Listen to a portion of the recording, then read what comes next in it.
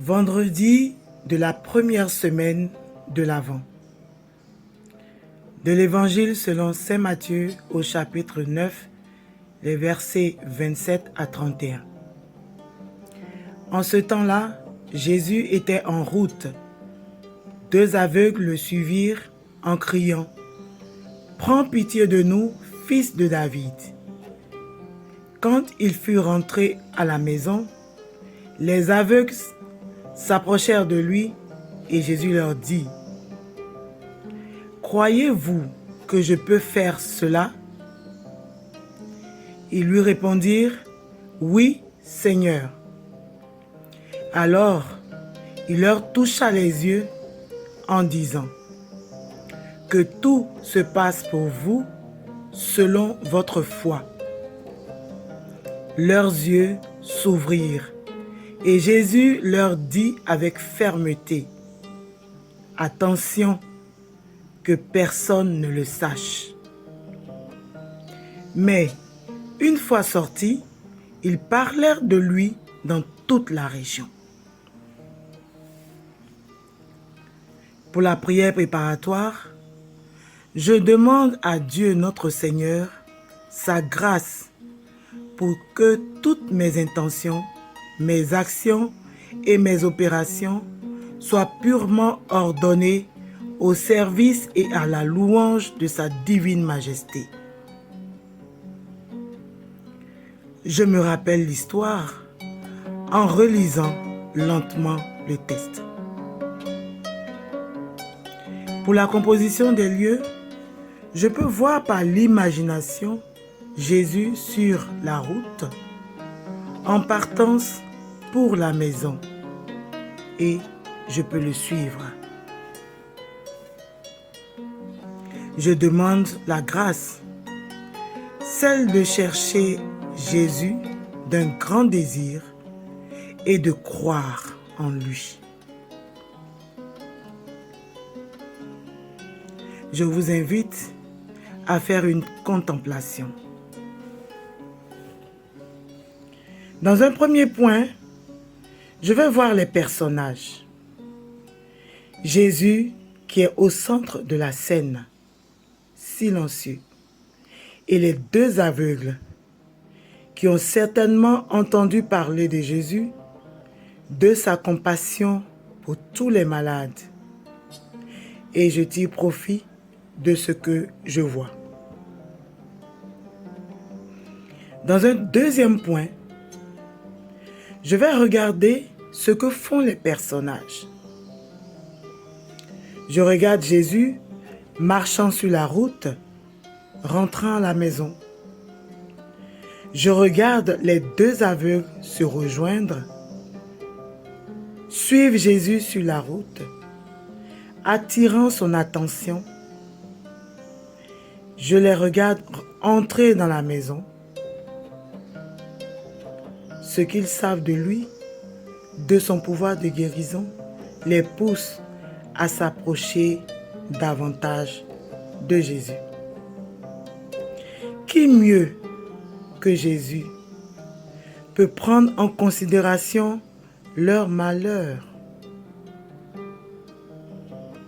Lui qui a guéri des sourds-muets, lui qui a guéri des aveugles, des estropiés, des boiteux, etc.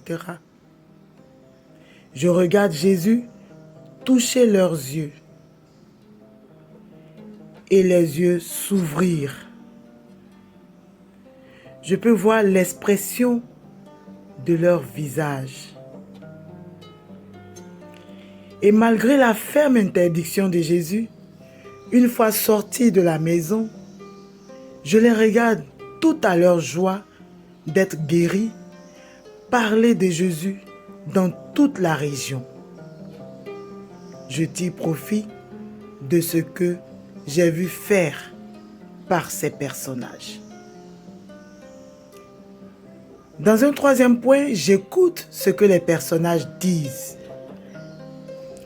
J'entends le cri des 2 aveugles, priant Jésus, « Fils de David, aie pitié de nous !» Il voulait ainsi provoquer sa compassion. J'écoute la question de Jésus. Croyez-vous que je peux faire cela?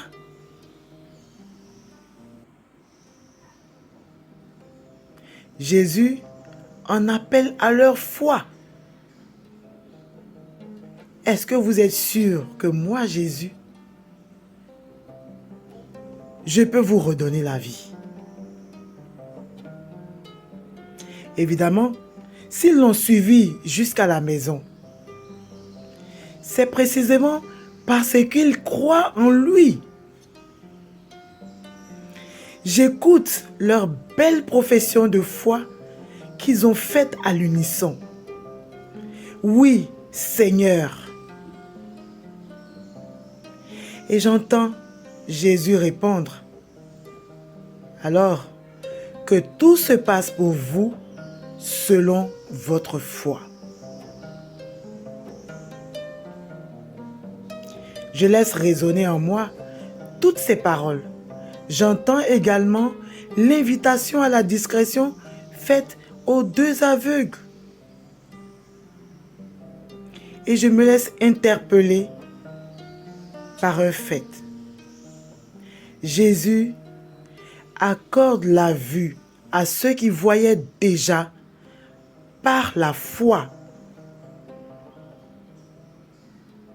Je tire profit de tout ce que j'ai entendu. Tirer profit, c'est essayer de faire mémoire de ce que j'ai vu, entendu ou faire par des personnes dans la même situation que ces deux aveugles. Et moi-même, j'ai pu être aveuglé de quelque manière que ce soit. Mon regard s'est fermé, mon cœur aussi certainement. Dans le colloque, je parle au Seigneur comme un ami parle à son ami. Je peux lui dire par exemple que le temps de l'Avent est pour moi un temps opportun pour le chercher ardemment. Un temps pour le désirer davantage.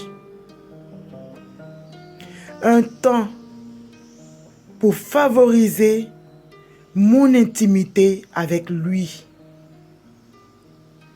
Pour lui exprimer ma confiance totale. Je peux lui dire que lui seul a le pouvoir d'ouvrir tout grand les yeux de mon cœur et me permettre de voir à nouveau et de croire. Je termine par un Notre Père. Et comme je vous l'ai déjà dit, je peux écrire dans mon cahier tout ce que j'ai vécu au cours de ce temps d'oraison.